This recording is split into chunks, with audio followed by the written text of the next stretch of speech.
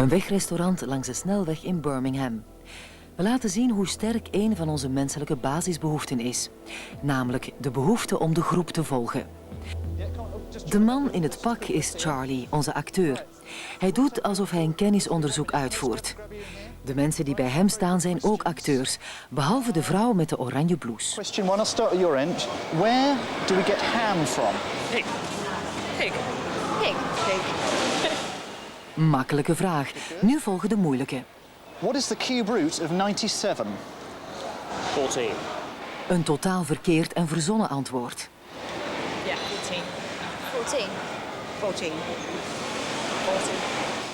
Like I was put at the end of the line and I didn't know half the questions asked to me, and so it sounded right to me. 4 out of 5 people said it, so why shouldn't I say it? So I think it's an automatic reaction to say or to go along with what people say. What is the capital of Makata? What is the capital of Makata? Jedi. Makata en Jedi bestaan helemaal niet. Jedi. Jedi. Jedi. Jedi.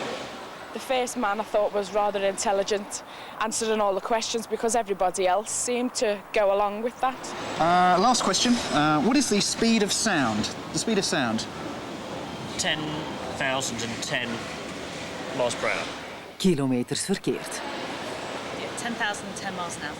10,010 miles per hour. 10,010 miles per hour. 10,010 miles per hour. Okay. I didn't want to look stupid. Everybody else seemed to know the answer, and so I said it too.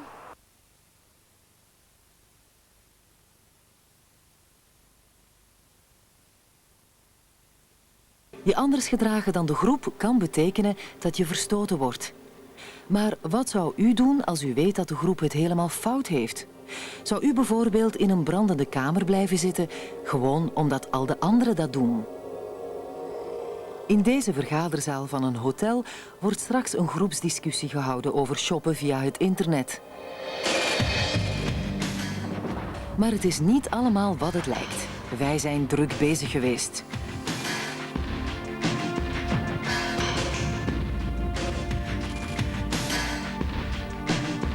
We hebben 4 camera's en 6 microfoons verborgen.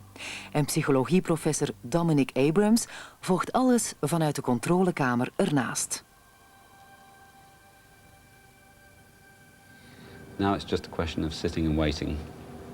Right, so this is a questionnaire all about kind of shopping habits and everything here. So just move that off your chair. Onze eerste deelnemster is Mary Mizuno, een studente die denkt dat ze te vroeg is. Wat ze niet weet is dat achter deze deur zometeen een zware brand zal uitbreken in de keuken. Of zo lijkt het tenminste, dankzij onze rookmachine en ons vals alarm. Wat zal ze doen?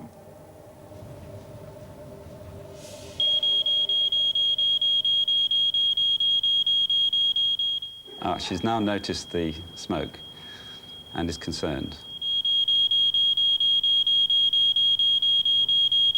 At this point, she decides to investigate to find out what's going on. She's immediately taken responsibility for figuring out what to do.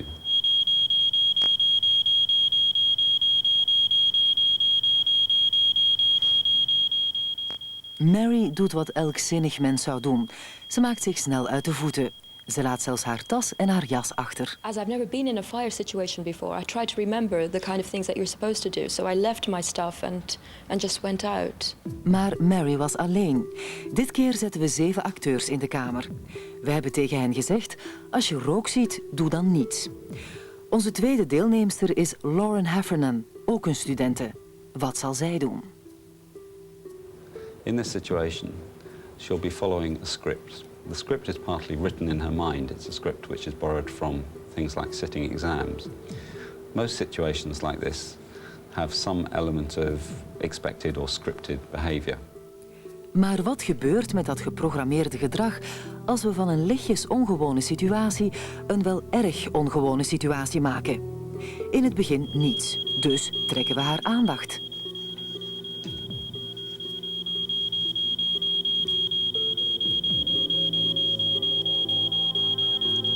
Hoe lang zal het duren voor ze de kamer uitstormt? She's checking increasingly to see what the other people are thinking. But who can she appeal to? the answer is nobody, she turns to the norm of the group, ignore the smoke. In a real fire, the people in this group would be in very serious danger by now. I was looking for some sort of reaction from someone else, even just the slightest little thing, that they'd recognise that there was something, you know, going on here. For me to kind of react on that and then do something about it, I kind of needed prodding. She's waiting for someone else to react. Why isn't anyone else reacting? She feels uncomfortable. She doesn't want to embarrass herself by taking the lead, taking action. But something is definitely wrong.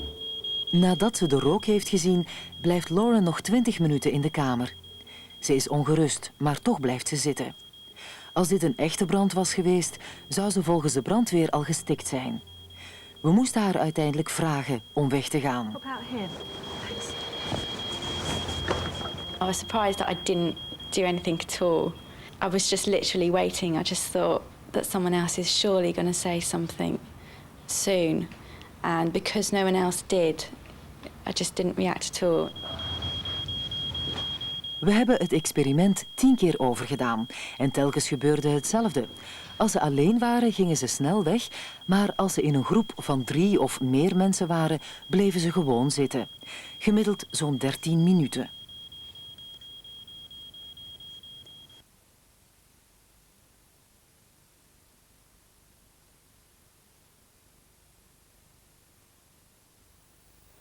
Een station in Londen. Op de grond ligt een dronkaard. Eigenlijk is het onze acteur Peter, maar dat weten de voorbijgangers niet. Hij ziet er sjofel uit, maar niet doodziek, dus laten ze hem liggen. Hem helpen zou alleen maar voor ongemak zorgen, of kan zelfs gevaarlijk zijn. Hij ligt daar nu al 20 minuten en nog niemand heeft naar hem omgekeken. Dit keer trekken we Peter een deftig pak aan. Hoe lang duurt het voor iemand deze zakenman te hulp snelt? Hello, sir. How are you today? I'm all right then. 6 seconden. Ze spreekt hem zelfs aan met meneer. Do you suffer from epilepsy? No. While you're lying on the floor in the rain? Na een paar minuten duikt er zelfs politie op. I would just hate to be in his position of feeling ill and nobody helping and walking past, so I'd just like to check that he was okay. I thought, well, it's wet, so he must really be ill because he's going to ruin his suit anyway. Onze actrice Ruth neemt de plaats in van Peter. Ze is niet dronken, maar ze ziet er ook niet uit als een deftige zakenman. Hoe lang duurt het voor ze hulp krijgt?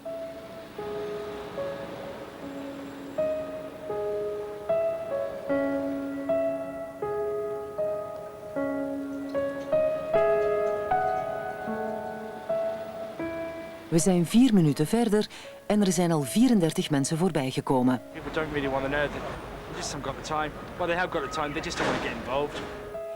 Maar het is ingewikkelder dan dat. Als de straat verlaten was geweest, had ze wellicht wel hulp gekregen.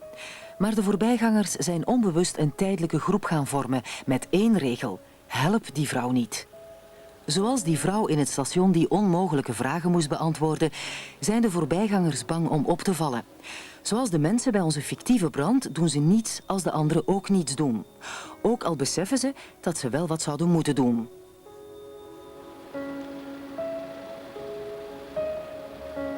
Deze vrouw heeft Ruth bijvoorbeeld duidelijk gezien, maar ze respecteert de regel en doet niets. Maar kijk wat er gebeurt als iemand anders helpt. Ze behoort plots tot een andere groep, met een nieuwe groepsregel. Helpen. She don't look well, does she? You all right? Yeah. Yes, you are. First I thought she was dead. Then I sort of checked to see if she was breathing or not. And I looked around and I couldn't believe that no one had noticed her because there was a bloke sat there just absorbed in reading a newspaper. Pieter heeft nu hetzelfde probleem. Dit keer is hij casual gekleed. Hij is niet dronken en we hebben hem gevraagd te doen alsof hij pijn heeft. Help! Help! Help me! Please, somebody! Help me! Help me, somebody! Please help me! Help me! Help me! Help me! Please, somebody help me! Please, somebody help me!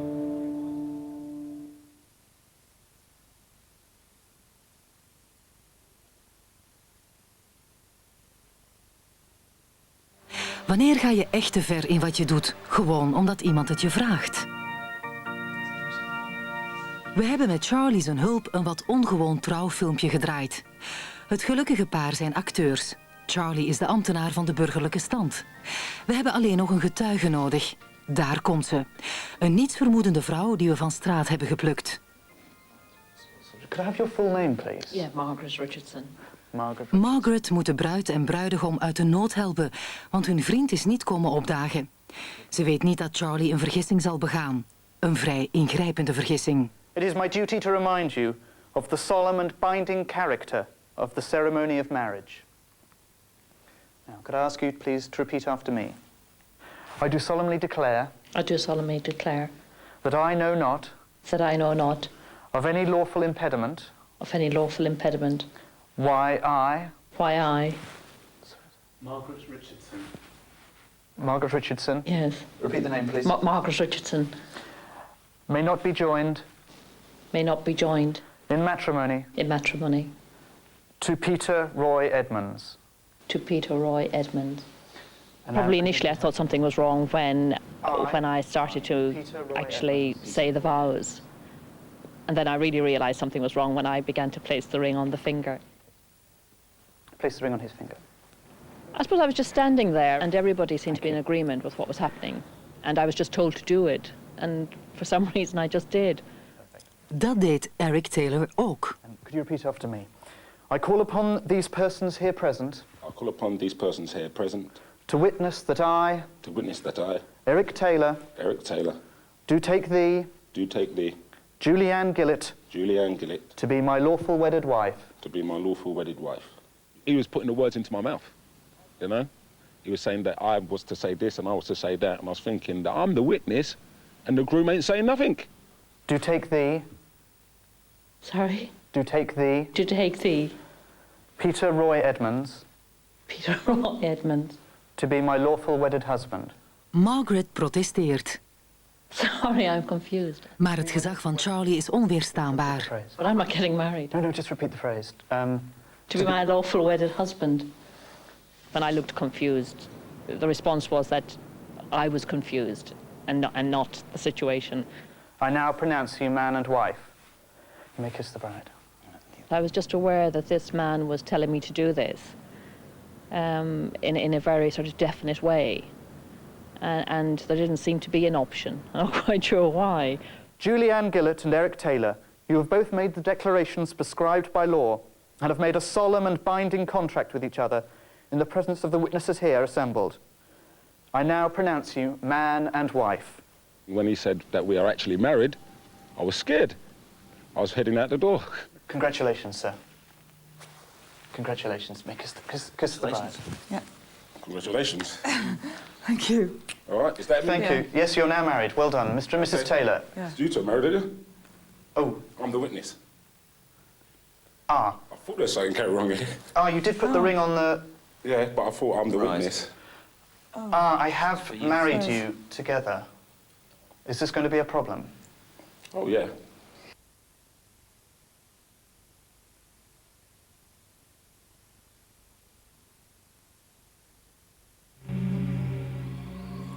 In 1971 voert Phil Zimbardo een revolutionair experiment uit in de Amerikaanse Stanford University.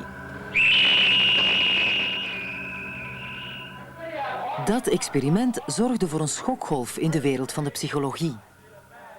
Een groep studenten werd willekeurig opgesplitst in een groep gevangenen en een groep bewakers. Ze brachten een tijd door in een geïmproviseerde gevangenis. De gevangenen werden meteen onderdanig en de bewakers gingen zich brutaal gedragen. In nog geen week tijd was de gevangenis een onleefbare plek geworden en moest het experiment stopgezet worden. Op een bepaald ogenblik ging gevangene 416 uit protest in hongerstaking. Hij werd meteen in eenzame opsluiting gezet. Verrassend genoeg keerden ook zijn medegevangenen zich tegen hem. Ze kregen de kans om hem uit de isoleercel te bevrijden. Now what will it be? What will it be over here? 416, you're going to be in there for a while. So just get used to it. He is totally rejected, not only by the guards, but by his other group of prisoners. and it had a very powerful, profound effect on him.